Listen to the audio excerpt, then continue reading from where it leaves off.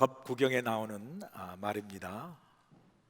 만약 어리석은 사람이 자신의 어리석음을 깨닫는다면 그가 곧 슬기로운 사람이다. 그러나 어리석은 사람이 스스로를 슬기롭다 생각한다면 그것이야말로 진짜 어리석은 사람이다. 오늘 본문 전도서 10장을 보시면요, 이 어리석음에 관한 말씀이 계속 나옵니다. 10장에 제일 많이 나오는 단어가 이 어리석음을 뜻하는 우매 혹은 우매한 자라는 단어인데요, 이 20절 전체를 10장을 보시면 이 우매 혹은 우매한 자라는 단어가 9번이나 계속 반복해서 나오는 것을 볼 수 있습니다. 그럼 우매의 반대말이 무엇이죠, 여러분? 우매의 반대말 매우 아닙니다, 여러분. 지혜입니다, 지혜. 그런 의미에서 오늘 10장의 주제는 지혜가 주제인데요, 핵심 메시지 포인트는 우매한 자가 되지 말고 지혜자가 되라라는 메시지예요. 그런데 오늘 본문 10장을 잘 보시면 이 10장에서 지혜를 직설적으로 풀기보다는 우매한 자의 특징이 무엇인가를 비유적으로 설명하므로 결국 우매한 자가 되지 말고 지혜자가 되어 살라, 지혜로운 자로 살라라는 교훈을 우리에게 가르쳐주는 말씀이 오늘 본문에 담겨 있는 그런 핵심 메시지입니다. 자, 그럼 본문을 통해서 우리가 지혜로운 자로 살기 위해서 우리가 배우고 또 깨닫고 돌이켜야 할 우매한 자의 특징이 무엇인가 라는 교훈에서 우리가 지혜로운 교훈을 얻을 수가 있는데, 그 첫 번째 교훈이 뭐냐면 우매한 자는 작은 일에 소홀히 합니다라는 교훈이에요. 본문 1절 보실까요? 죽은 파리들이 향기름을 악취가 나게 만드는 것 같이 적은 우매가 지혜와 존귀를 난처하게 만든다 말하죠.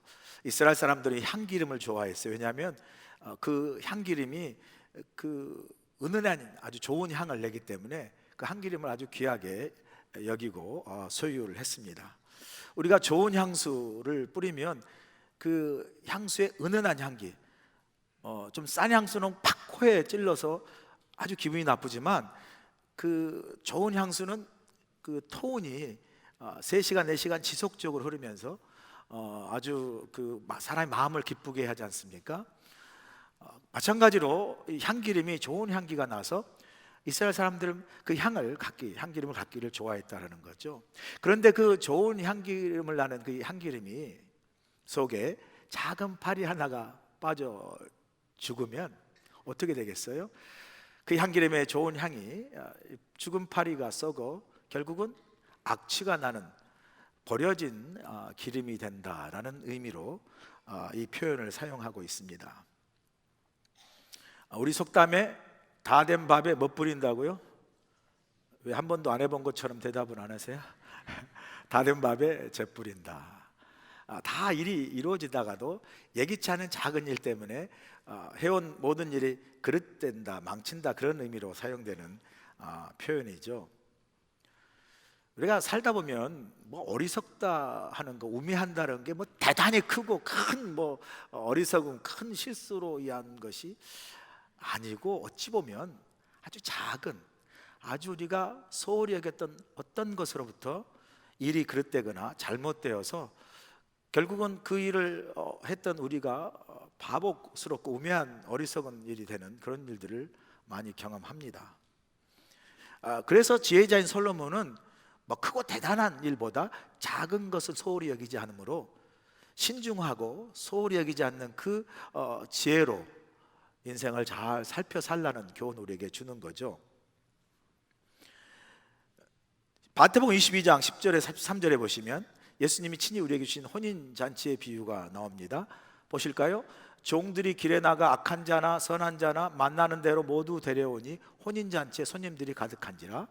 임금이 손님들을 보러 들어올새 거기에서 예복을 입지 않는 한 사람을 보고 이르되 친구여 어찌하여 예복을 입지 않고 여기 들어왔느냐 하니 그가 아무 말도 못하거늘 임금이 사원들에게 말하되 그 손발을 묶어 바깥 어두운 데 내던지라. 거기서 슬피 울며 이를 갈게 되리라 라는 비유예요.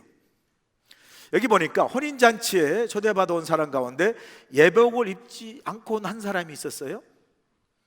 뭐 혼인잔치 결혼식에 예복을 입지 않고 온 한 사람, 뭐 그 사람이 그렇게 뭐 대단히 잘못되겠다고 말하기 어렵죠. 어쩌면 그 사람은 참 성격이 소탈하고 털털하고 그냥 크게 격식에 매이지 않는 자유로운 영혼의 사람일 수도 있어요. 그렇죠? 그런데 예수님은 이 비유를 통해서 그 지극히 작은 것 같은, 어찌 보면 뭐 그렇게 큰 일 같지도 않는, 뭐 쿨하게 넘어갈 것 같은 그런 예복 안 입고 온 작은 일 하나 때문에 뭐 그냥 손발을 묶고 수족을 결박하여 내 쫓으라 라는 좀 그런 비유를 주시거든요. 우리가 그 비유를 볼 때 뭐 그런 일로 그렇게까지 뭐 해야 하나라는 생각이 들 정도의 비유입니다. 예수님이 그런 비유를 스스로 주신 것이 뭐 예수님 스스로가 나는 이렇게 속이 밴댕이 같이 좁고 그냥 까다롭고 꽉 막힌 사람이라고 스스로를 드러내시기 위해서 이런 비유를 주셨겠어요? 비유에는 꼭 주시는 중요한 메시지가 있죠. 그 메시지, 그렇게 좀 어떻게 보면 작고 뭐 그렇게 쿨하게 넘어갈 그런 일들을 책망하신 것, 그 밑바닥 저변에는 예수님은 그 작은 일에 그 사람의 마음의 중심과 진심을 보셨기 때문이에요. 그 작은 일이 그 사람의 마음과 중심이 담겨져 있다는 거예요. 뭐 혼인잔치를 귀하게 여기지 않는 마음, 초대한 임금을 경홀히 여기는 그런 마음을 그 작은 일을 통해서 예수님이 본 거죠. 뭐 성도들 가운데 교회에 나오실 때 뭐 그렇게 반바지도 입으시고 슬리퍼도 그냥 끌고 오시고 그냥 옷도 편하게 입고 오신 거 그 큰 문제는 아니에요. 그러나 그 작은 어떤 우리가 뭐 소탈하고 자유영혼 같은 그런 모습 속에 만약 그 사람이 하나님을 향한 예배의 마음이 그 작은 모습 속에 담겨져 있다면, 혹이라도 하나님을 향한 예배가 가볍게 여겨지고 하나님을 경외히 여기는 마음이 그 작은, 아니 어찌 보면 우리가 볼 때 소탈하고 쿨하게 넘어갈 수 있는 작은 모습 속에 만약에 담겨져 있다면 그건 더 이상 작은 일이 아니에요. 그건 더 이상 쿨하게 넘어갈 일은 아닙니다. 그 사람의 그 모습이 하나님을 향한 예배의 마음을 담고 있다면 그건 하나님 보시기에, 주님 보시기에 더 이상 작은 일이 아니에요. 어찌 보면 우리가 뭐 성공하는 사람, 실패하는 사람, 하나님이 칭찬하는 사람, 하나님이 정말 어떻게 보면 버리시는 사람, 이 차이가 그리 크지 않아요. 어찌 보면 작은 것의 차이일 수 있어요. 가인과 아벨의 예배가요 뭐 큰 차이가 있어요. 큰 차이가 있는 게 아니죠. 가인도 제물로 예배드렸고요, 아벨도 제물로 예배드렸어요. 눈에 보이는 차이가 없지만 보이지 않는 그 마음의 작은 차이예요. 마음을 하나님이 경히 여기는 마음이 있는가 하면 하나님을 사랑하고 존중하는 마음이, 우리 눈에 보일 때는 큰 모습에서는 차이가 없지만 보이지 않는 미세한 작은 마음 깊은 중심에 차이가 있다는 거죠. 하나님 그걸 보신다는 거죠. 여러분, 이렇게 작은 것, 사소한 것 속에 큰 뜻과 마음이 담겨 있을 때가 있어요. 예배 한번 빠지는 거 작은 것일 수 있어요. 뭐 피치 못해 할 수 있어요. 그러나 여러분, 예배 한번 빠지는 것이 내가 하나님을 향한 예배의 마음의 중심을 담고 있다면 이 한 번의 예배는 중요합니다. 아니, 이 한 번의 예배로 말미암아 우리 인생과 우리의 삶의 방향과 생명이 달라질 수 있어요. 한 집사님의 간증이 지금도 제 마음에 남는데요, 남편과 함께 한국을 방문하셨다가 한국에서 남편이 불의의 사고로 돌아가셨어요.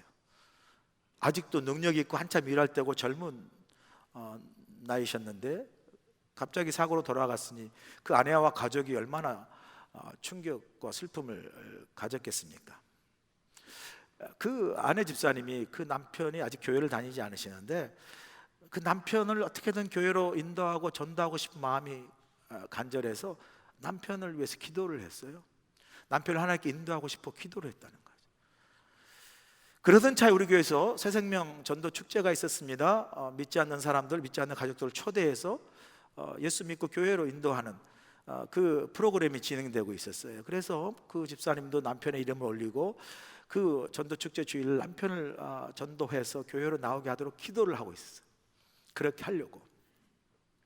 그런데 남편이 어느 날 한국을 나가자고, 그리고 아내를 이제 종용을 하면 한국 같이 가자고, 지금 나가야 된다고. 그런데 여러분, 아내가 남편을 하나님께 인도하고 전도하고자 기도하고 있었잖아요. 새생명 축제 주일날 나와 예배하며 하나님께 남편을 이렇게 드리고 영접하려고 하는 기도를 하고 있었잖아요. 그래서 그 주일을 꼭 지키고 싶었어요. 그런데 남편의 그 간청에 부인이 함께 새생명 축제 주일 전에 한국을 나가게 되셨어요. 그분 집사님 하신 말씀이 한국을 나가면서 비행기를 타고 갈 때 자기 마음이 아주 불편했다고 이야기했습니다. 정말 기도로 하나님 앞에 새생명 축제 주일 예배 드리고 싶어 하는 그 마음이 간절해서 기도했는데 그걸 드리지 못하고 갈 때 그 마음이 불편해서 이러면 안 되는데라고 갔다고 그래요. 그리고 남편의 사고로 하늘로 소천하셨습니다. 인생의 시계를 테이프를 되돌아 감아보면 아쉽죠. 안타까운 마음이 있습니다. 생명은 하나님께 속해 있지만, 그러나 만약 시간을 돌리고 테이프를 돌릴 수 있다면 그 남편이 그 새생명 축제 주일에 하나님께 인도함 받고 예배 나와 함께 예배하는 그 시간을 바꾸어 함께 했더라면, 그 이후에 한국과 벌어진 모든 시간의 흐름이 바뀌었지 않겠습니까? 그랬다면 그 예배 한 번의 예배가 그 어차피 되어질 그 사람 인생의 시간이 바뀌어지는 조그만 턴이었다면 그분의 생명과 인생이 살 수 있지 않았을까라는 아쉬움이 있는 거죠.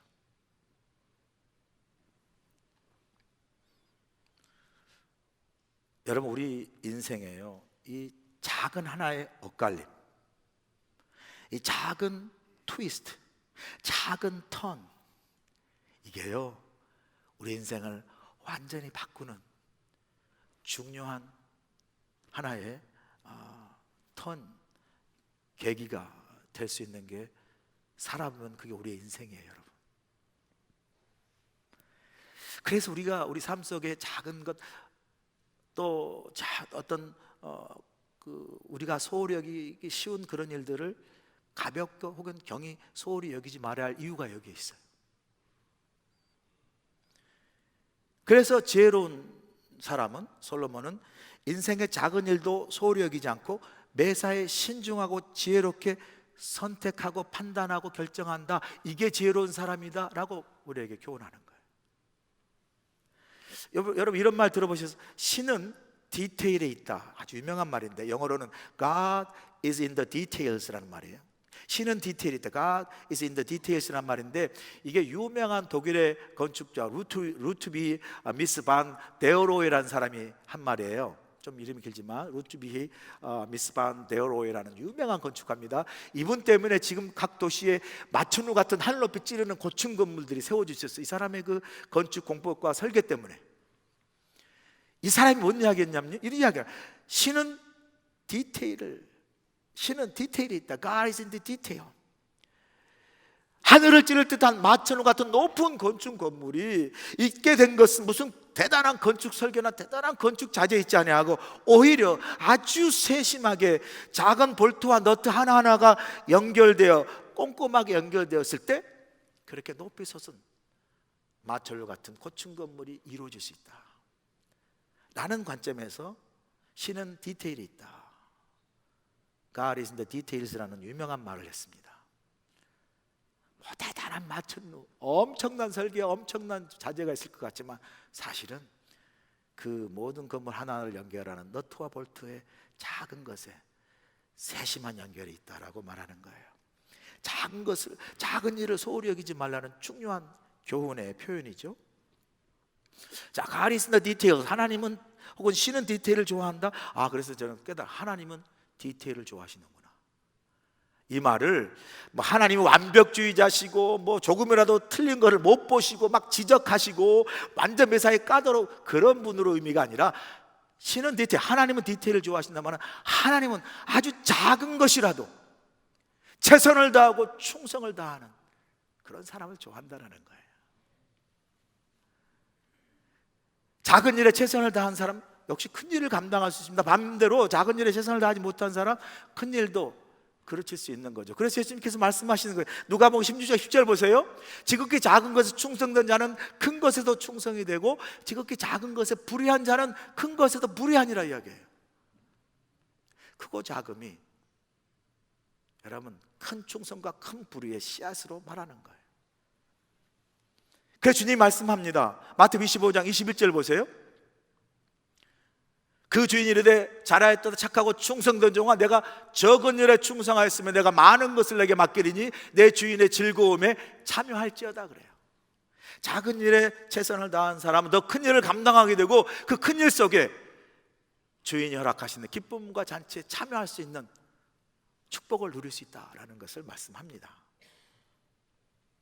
그래서 여러분, 우리요 인류와 이류의 차이가 크지 않아요.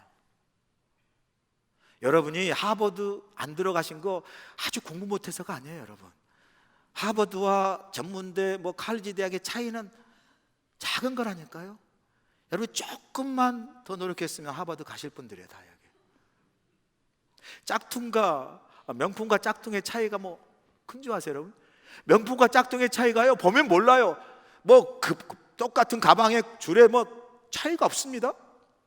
그런데 명품과 짝퉁의 차이는요 아주 미세한 데 있다고 그러잖아요. 그 무늬에 아주 자세히 보면 그 패턴의 차이, 그리고 그 마지막 마무리 그 바느질의 차이, 그리고 미세한 질감을 만졌을 때 그 질감의 차이. 전문가 같지 않습니까 여러분? 제가 벌써 전문가처럼 느껴지잖아요. 그 작은 차이에서 명품과 짝퉁의 차이예요 여러분. 나는 큰 일만 열심히 하겠다 아니에요. 작은 일 열심히 하는 사람이 큰 일을 감당할 수 있는 능력이 되고, 역시 그 사람이 그 큰 일을 감당함으로 하나님 주신 은혜 속에 축복 속에 교회 일도 감당하고 주의 사역도 감당하고 하는 거예요 여러분. 주님이 비유로 말씀하신 것처럼 지혜로운 사람은 아주 작은 일에 최선을 다하고 충성을 다하는 거예요. 사랑하는 여러분, 여러분이 지금 맡겨진 그 일, 오늘 3부 예배 나오신 이 작은 일 같지만 너무나 귀한 일, 성가대로 봉사하는 귀한 일, 각자 사역을 맡아 봉사하는 귀한 일, 그게 여러분이 맡겨주신 일이고, 그 일에 여러분이 최선을 다하고 충성을 다할 때 하나님은 그 일을 통해서 여러분에게 은혜와 축복을, 그리고 그 일을 통해서 하나님이 주시는 그 큰 기쁨과 즐거움의 잔치에 참여하는 은혜를 참 믿으면서 교회 생활하면서 사역하면서 봉사하면서 풍성히 누리시길 주님으로 간절히 축복합니다. 두 번째 주시는 교훈은 우매한 사람은 악한 편에 서는 사람이라는 교훈이에요. 본문 2절 보실까요? 지혜자의 마음은 오른쪽에 있고 우매자의 마음은 왼쪽에 있다고 말합니다. 여기서 오른편과 왼편이 나오죠. 성경은 오른편을 하나님의 편 혹은 강한 편, 선한 편, 의로운 편, 그 다음에 좋은 편이라고 표현하고요. 왼편을 악한 편, 또 멸망하는 편, 넘어지고 또 나쁜 편으로 그렇게 표현을 합니다. 그래서 오른쪽 왼쪽, 오른손 왼손에 차이가 있어요. 여러분 혹시 왼손잡이 계세요? 네. 왼손잡이는 성경에 가면 나쁜 사람이고 악한 사람이고 나쁜 편이고 망할 사람이에요 라고 생각하시면 안 되고, 중동에는 여러분 이 오른편 왼편에서 오른손은 뭐죠? 의롭고 거룩하고 그래서 식사하고 뭐 예배하고 하는 데 사용한 손이고, 왼손은 더 이상 묻지 마세요, 그런 손이거든요. 그래서 중동의 문화가 그래요. 지금도 한국에도 여러분 우리 어린 시절에 그런 문화가 들어왔던 것 같아요. 왼편으로 막 손 먹으면 할머니 야 오른손 서 오른손, 그래가지고 오른손으로 바꿔 써서 오른잡이로 된 분들이 많이 계세요. 아직도 왼손잡이면 그 핍박을 딛고 일어선 사람이고, 지금도 왼손을 줄기차게 쓰는 사람 참 귀한 사람들이에요. 의지가 굳은 사람.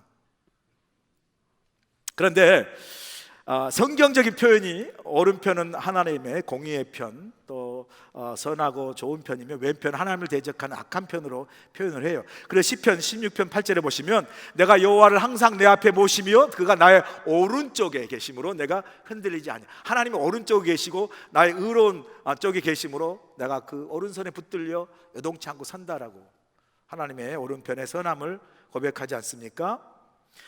또 마태복음 25장 31, 33절에 보시면 하나님이 주님이 말세 또 마지막 때 세상을 심판할 때 천국과 지옥을 양과 염소로 나눌 때 이렇게 나누죠. 인자가 자기 영광으로 모든 천사 함께 올 때 자기 영광의 보좌에 앉으리니 모든 민족을 그 앞에 모으고 각각 구분하기를 목자가 양과 염소를 구분한 것 같이 하여 양은 그 오른편에, 천국의 사람들이에요.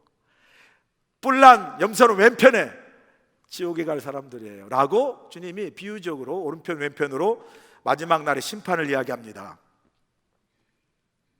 이처럼 이렇게 오른편은 하나님 편, 왼편은 악한 편인데 본문 2절에 보니까 이렇게 말하잖아요. 지혜자의 마음은 오른편에 있다 말합니다. 지혜자의 마음은 오른편이란 말은 하나님을 향해 있다라는 거예요. 지혜자는 하나님을 향한 마음이 있어서 하나님을 경외하는 바른 생각, 그리고 하나님을 의롭게 여기는 바른 삶을 살아가는 사람으로 표현을 하고요. 우매한 사람은 왼편으로 표현하며요, 하나님을 대적하는 악한 편에 서서 그 마음이 하나님을 향하기보다 세상과 사람을 향해 있고 하나님께 순종하기보다 불의함으로 그는 하나님 앞에 대적하는 그런 행동을 하고 모의를 꾸민다라고 표현을 해요. 이 범죄 심리학자들이 여러분 이야기하는 걸 들어보니까 대부분의 범죄자들이 IQ 그 평균이, 범죄자 IQ 평균이 120이 넘는다 그래요. 120. 여러분 학교 다닐 때 여러분 IQ 아시죠? 100 넘기신 분들 많잖아요. 그래서 일반 사람들의 평균 IQ가 100이래요. 100. 그러니까 여러분과 저는 거의 평균 IQ가 100인 사람들이에요. 80, 90인 사람도 있지만 저같이 110cm 된 사람하고 평균해서 100이 되는 거죠. 참 감사한 일이잖아요. 그런데 범죄자의 IQ 평균이 120이라네요. 여러분 120이면 IQ가 우수하다게 들어가고요, 그 다음에 IQ가 140에서 넘어가면 천재인 멘사 그룹에 들어갈 수 있는 사람들이에요. 여러분 멘사 그룹은 들어갈 수 없을 것 같고, 하여튼 100대에 몰려있는 아주 평균적인 사람들로 우리가 모여 있잖아요. 그런데 범죄자의 평균 IQ가 120이라니까 놀라운 거예요. 놀라운 거예요. 아주 머리가 좋은 거죠. 그러니까 이렇게 머리 좋은 사람은 어떤 일이 생기냐면요, 머리 좋은 사람은 입학하기 어렵다는 대학교도 들어가지만 동시에 들어가기 어렵다는 감옥소도 들어갑니다. 머리 좋은 사람들은. 여러분 머리 좋은 사람들 다 감옥에 있는 사람 많아요. 여러분 생각해 보세요. 이 똑똑한 나쁜 사람들이 밤낮 앉아서 어떻게 하면 한 방의 사기로 대박을 칠까 궁리하면서 그냥 설계하잖아요. 설계를 해가지고 사람을 모아서 사기쳐요. 대단한 머리예요. 대단한 머리. 제가 얼마 전에 며칠 전에 한국 뉴스 봤어요. 여러분 한번 집에 가서 보세요. 경찰이 한 아파트를 급습했어요. 그 아파트를 급습해가지고 투자 사기 일당들을 체포하는 장면이 나오더라고요.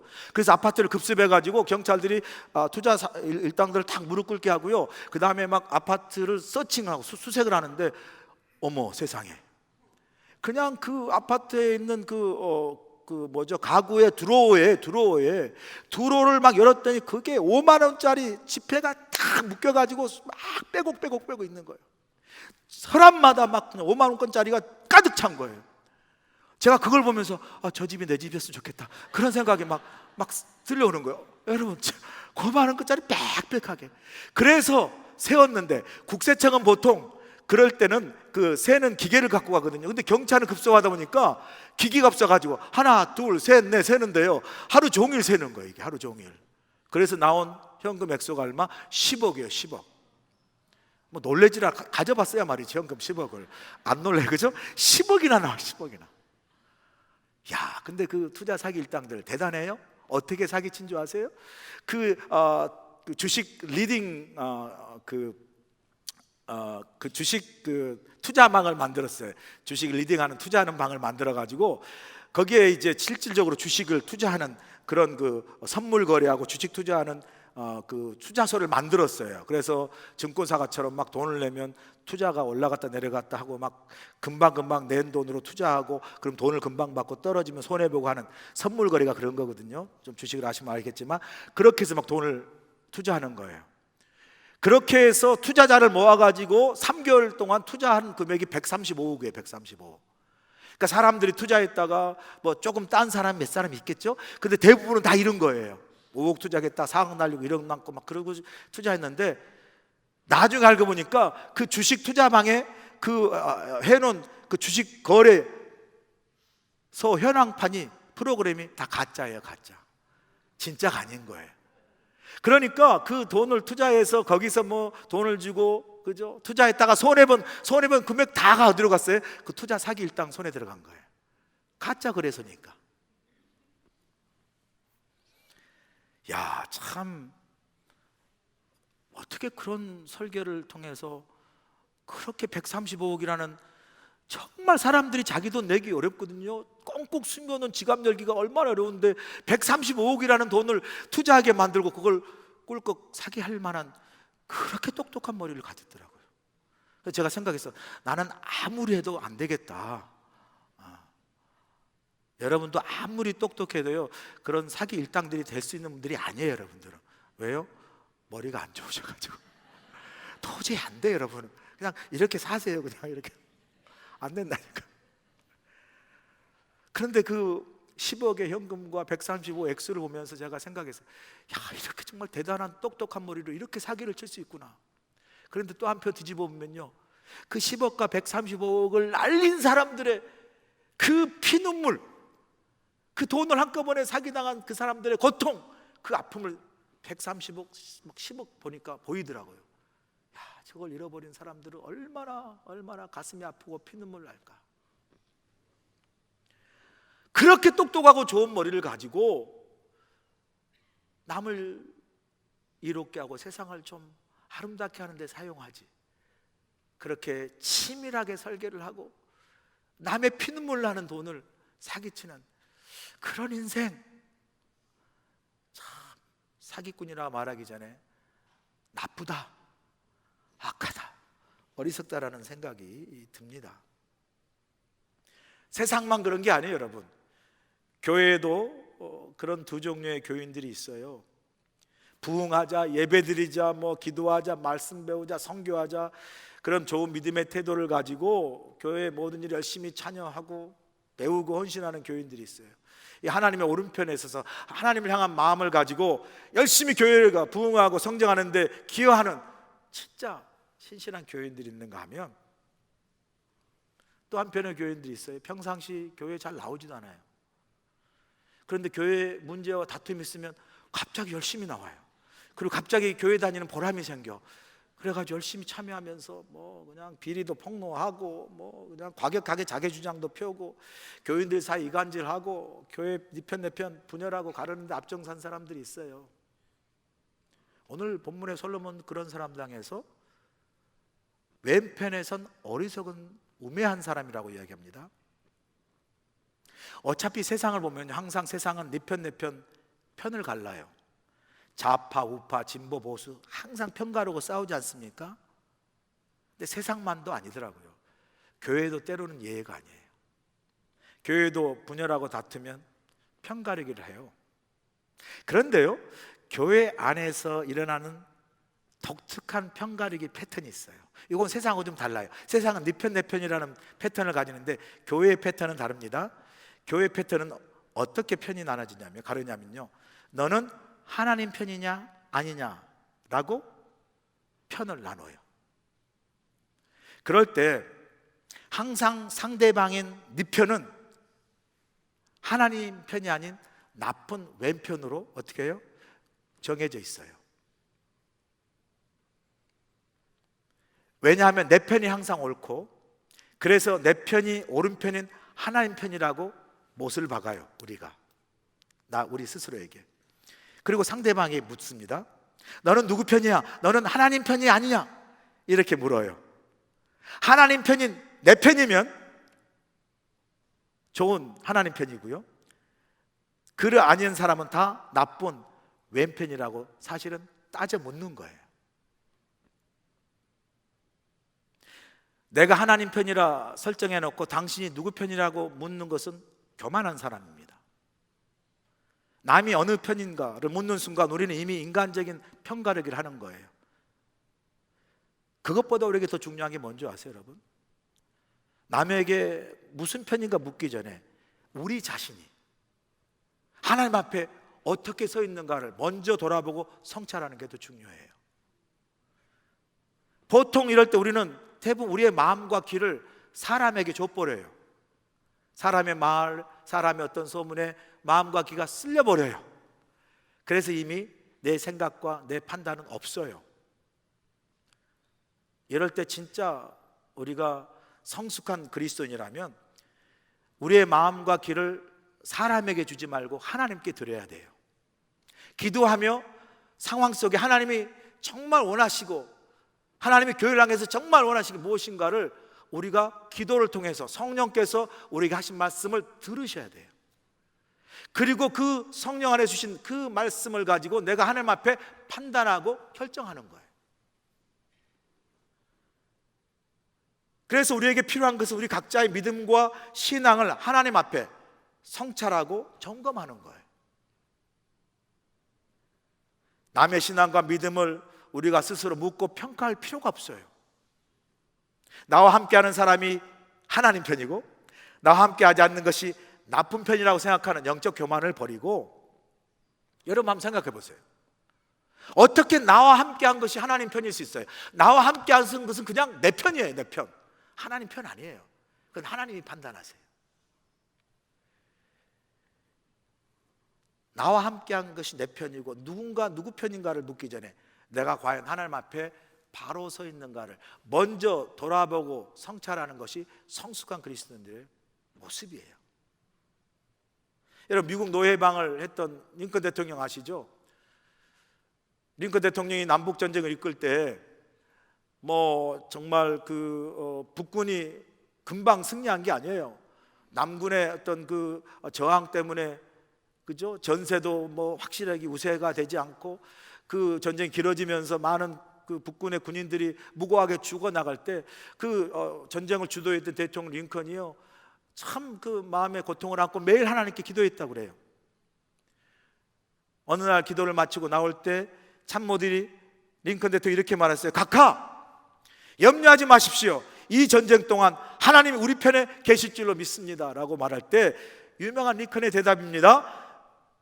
내가 진짜 염려하는 것은 하나님이 우리 편에 계심이 아니고 내가 정말 하나님 편에 바로 서 있는가 하는 것이요. 이것이 올바른 기도고요, 이거 진정한 신앙인의 고민이고 자기 성찰이어야 합니다.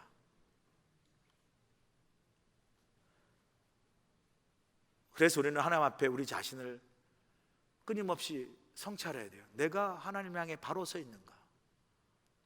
이 고민이 우리에게 먼저 항상 돌아보는 그런 자세가 필요합니다.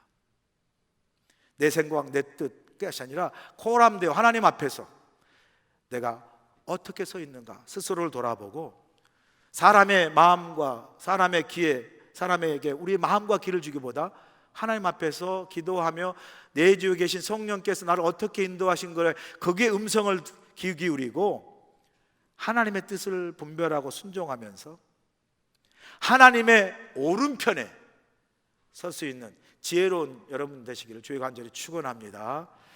마지막으로 우리에게 준 교훈은 우매한 자는 남이 잘못되도록 함정을 파는 일을 즐긴다고 말합니다. 보면 8절 9절 보세요. 함정을 파는 자는 거기에 빠질 것이요 담을 허는 자는 뱀에게 물리리라.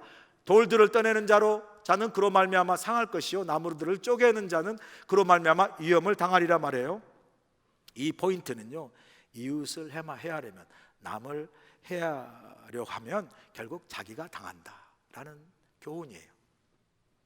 이렇게 표현하지 않습니까? 함정을 파면 오히려 자기가 거기에 빠지고, 담을 헐어버리는 사람은 오히려 그 담 속에 숨어있는 뱀에게 물리고, 돌을 떠내는 사람은 그 돌에 맞으며, 나무를 쪼개는 사람은 그 나무에 상하게 된다.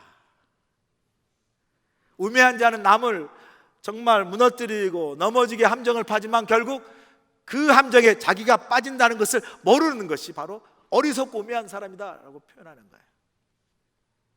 반면 지혜자는 함정을 파지 않죠. 오히려 남을 돕고 남을 세우죠. 그래서 옛 어른들의 말씀에 사람을 두 가지 인생으로 나눈 걸 들었는데, 하나는 올무의 인생이고 하나는 징검다리 인생이에요. 올무는 뭐죠? 사냥할 때 짐승들을 잡을 수 있는 올감이죠. 덫이에요. 올무 인생 같은 사람이 있어요. 그 사람하고 만나면 항상 남을 험담하고 불평하고 남이 뭔가 잘못된 것을 항상 뒤에서 가십하고, 그리고 그 사람 만나면 그 마음이 같이 그냥 불안해요. 또 남을 막 불평하고 비난하니까 화장실을 못 가요. 내 이야기 할까 봐. 그래서 화장실도 못 가고 발이 딱 묶여서 올무된 그런 관계예요. 그죠? 반면에 지혜로운 사람은 어때요? 만나면 기분이 좋아요. 만나면 칭찬을 합니다. 만나면 격려를 해요. 만나면 좋은 일을 하게 되고, 만나면 그 사람 때문에 좋은 사람을 또 만나요. 그래서 사람과 사람, 좋은 일과 좋은 사람이 징검다리처럼 연결되어 만나는 거, 이게 뭐죠? 징검다리 인생이에요. 성경에요, 자신이 파놓은 함정에 자신이 빠진 사람, 유명한 사람이 있는데 누구죠? 에스더서에 나오는, 구약 에스더에 나오는 그 페르시아 총리 대신인 하만이라는 사람이 나와요.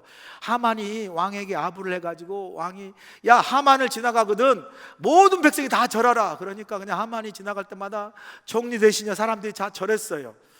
그런데 이제 하만이 맨날 왕을 만나러 성문 안으로 들었다 나갔다 하는데, 그 성문 문지기에 있는 한 사람이, 유대인 한 사람이 있었어요. 그게 누구예요? 모르드게예요. 그 모르드게는 하만이 지나가도 몰라, 모르더라 하고 모르드게 하면서 그냥 네가 누구야 나 몰라 하면서 모르드게 하면서 인사를 안 하는 거예요. 그러니까 하만이 너무 화가 나가 아침마다 저녁마다 궁을 퇴골하고 입골할 때마다 한 사람이 그 절을 안 하는 거예요. 그러니까 화가 나가지고 저 죽어야 되겠다. 누구냐? 유대인이라는 거예요. 그래서 그 사람을 죽이려고 먼저 장대를 높이 세우고 내가 저 사람을 반드시 죽여 저기에 매달리겠다. 그리고 음모를 꾸밉니다. 그리고 음모를 꾸미려다 보니까 어떻게 해요? 이 사람이 유대인이에요. 음모 꾸민 김에 유대인들을 다 몰살시켜야 되겠다. 그래서 유대인을 다 죽이자고 왕에게 음모를 이야기합니다. 우리 나라 안에 조그만 민족이 있는데 이 민족은 그냥 우리 법도도 지키지 않고 우리 관습도 지키지 않고 자기들만 따르는, 자기심만 섬기는 아주 불순한 민족입니다. 두었다가는 큰일 납니다. 멸절시킵시다. 왕이 그래? 멸절시켜. 그래가지고 하만이 이제 모년 모시에 완전 유대인들을 멸절시키려고 준비하고 있잖아요. 그때 아시잖아요, 이때를 위하여 세워진 에스더, 그죠? 죽으면 죽으리라, 내가 못합니다 아니에요, 노가 아니에요, 예스 더가 나가가지고 어떻게 합니까?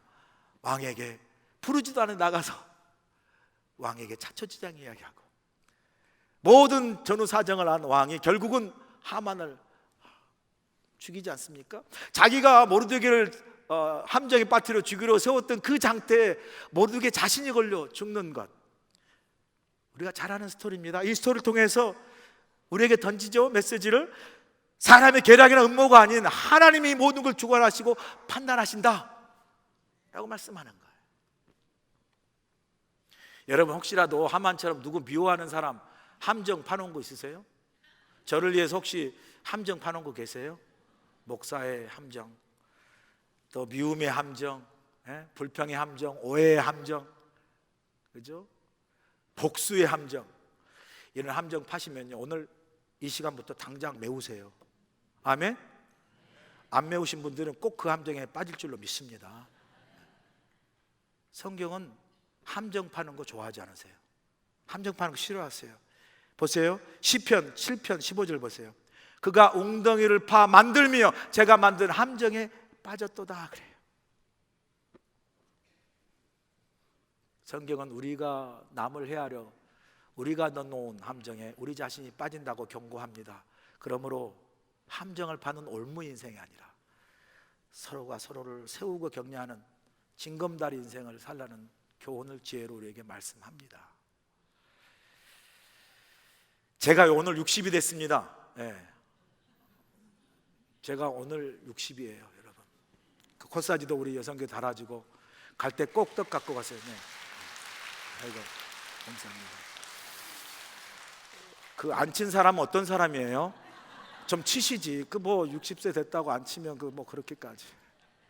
고맙습니다. 제가 60 돌아보니까요, 저를 징검다리처럼 이끌어 주신 분들이 많이 계세요. 주일학교 때 저를 혼낸 사람 선생님 계셔요. 개구장인데 저를 막 때리신 분이게 좋으면 때렸겠죠. 크면 내가 반드시 복수하리라 했는데 돌아보니까 참 좋으신 분이.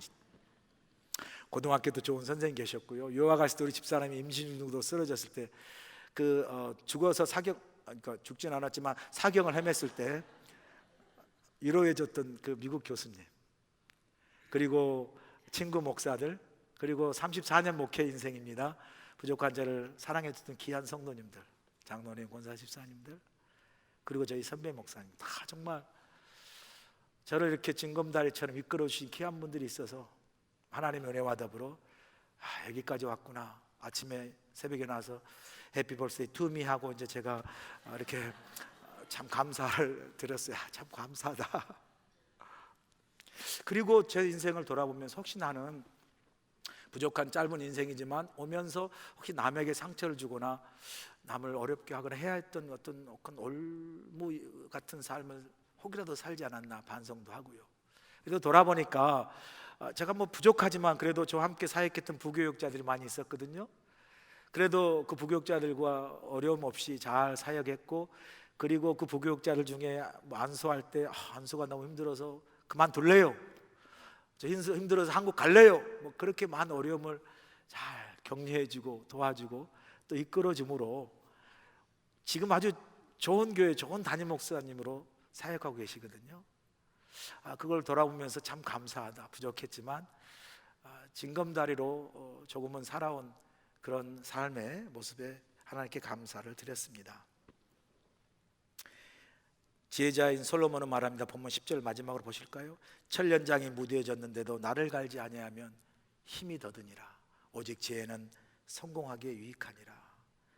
천년장이 무뎌져도 나를 갈지 않고 사용하는 것은 더 힘든 것이고 우매한 일이지만 나를 갈아 사용하는 것이 지혜로운 인생이라는 거죠. 우리가 인생을 살다 보면 여러분, 우리의 날이 무뎌집니다. 우리의 생각과 사고도 무뎌지고요, 우리 신앙과 우리의 믿음도 무뎌져요. 갈아야 합니다.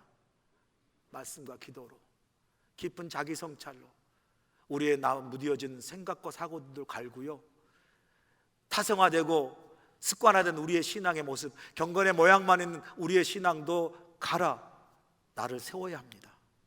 무뎌진 우리의 사고와 무뎌진 우리의 판단과 무뎌진 우리의 믿음으로가 아니라 갈아 날선 우리의 사고, 날선 우리의 판단, 날선 우리의 믿음을 가지고 여러분 이 세상에 나아가 하나님 주신 지혜로 믿음의 승리하는 인생을 살아가실 주의 간절히 축원합니다. 기도하시겠습니다. 좋으신 아버지 하나님 감사합니다. 우매한 자의 삶을 살아가기 쉬운 저희들의 인생입니다. 저희들의 삶을 주여 붙들어 주시고 우매한 길에 서지 않고 우매한 자 인생을 살지 않고 하나님 우리가 가신 지혜를 따라 지혜롭게 믿음의 인생 아름답게 살아갈 수 있도록 축복하여 주시옵소서.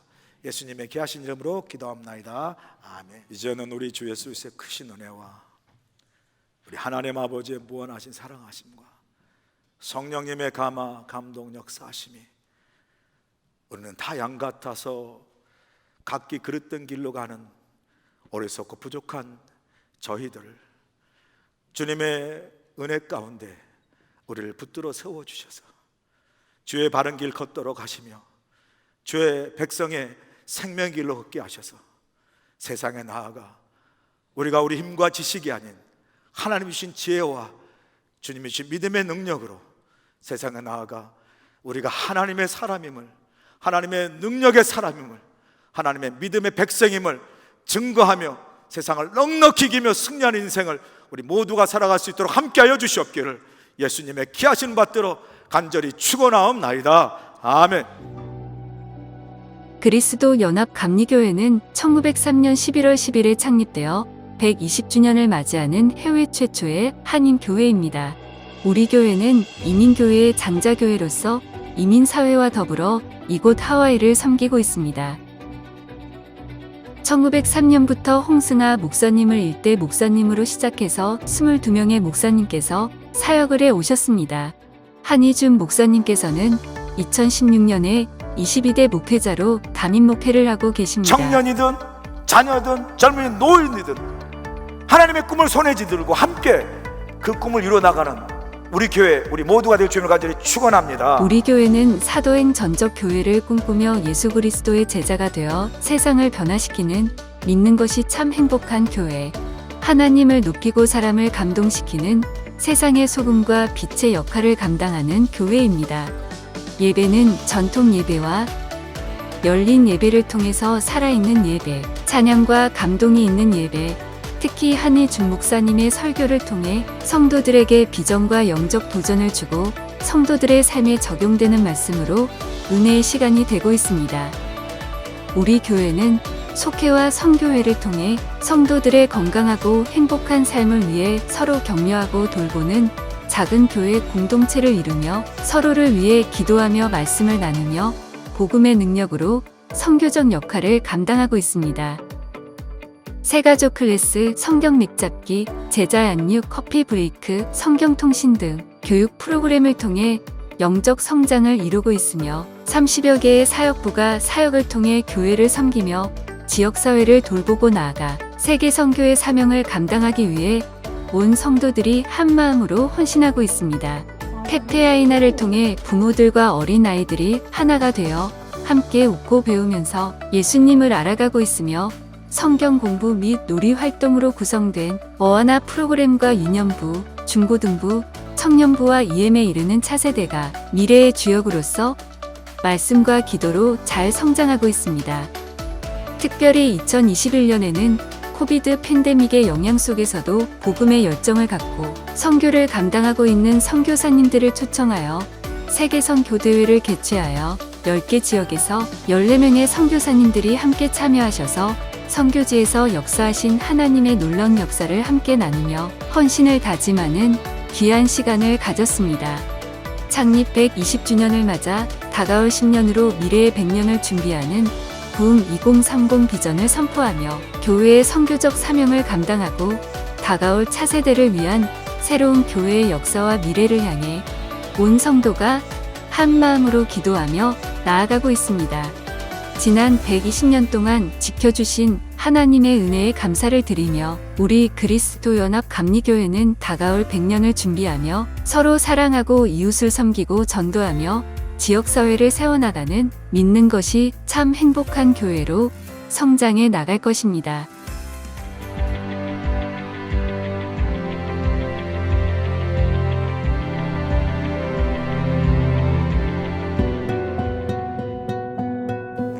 Aloha! This is Sunji Huang serving both the preschool and kinder children who God has given to us. We raise our children with the love of God along with wonderful teachers. We're sharing the gospel in various ways so that our children can easily learn the words of God. We are gladly serving our children so that they can experience joy, happiness, and God's love through our ministry. I hope to see you soon. Mahalo! Aloha and welcome. I am Director Ellen No for Awana and Elementary Ministry.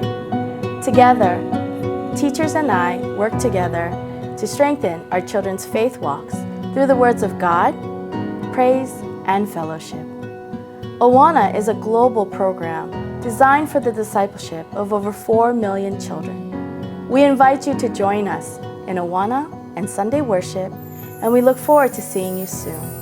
God bless you all. Aloha! Hello, my name is Nathan Lee and I am the youth pastor for our beloved 6th to 12th graders.